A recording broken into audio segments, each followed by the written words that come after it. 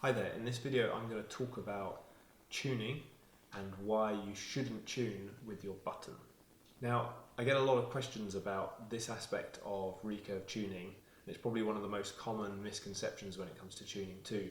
So this all revolves around how you do your bareshaft tuning and why you would not use your button.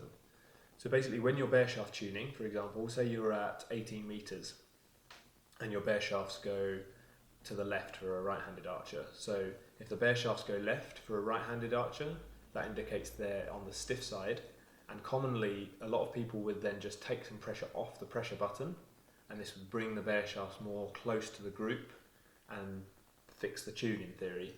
Now, the reason why this isn't true in terms of fixing the tune, and the reason you shouldn't do this, is because by changing the button, you're not actually changing the physical characteristic of the bow or the arrow, and you're just effectively masking the tune of the arrow. You're making the arrow look as if it's tuned when actually it's still out of tune.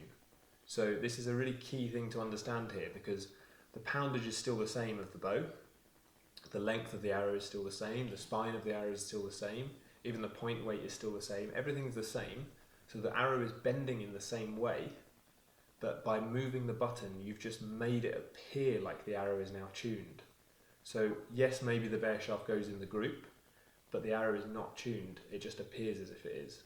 So the best thing to do here is, instead of moving the button, you need to change one of the main characteristics of the arrow or the bow.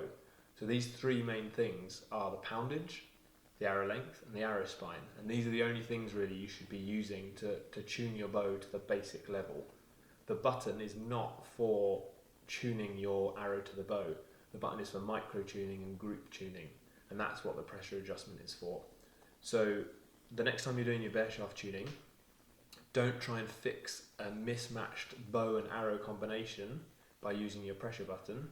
Make sure that you tune your arrow to your bow with those three parameters I said, and then later on you can use your pressure button for micro tuning and group tuning. And that's really, really important. So please don't tune your arrows with your pressure button. And then hopefully that's provided a little bit more information on why this is the case.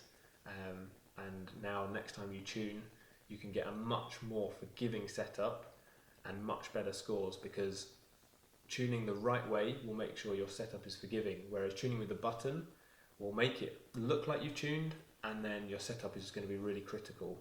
So this is the proper way to tune, and yeah, give it a go and let me know in the comments below how it worked out.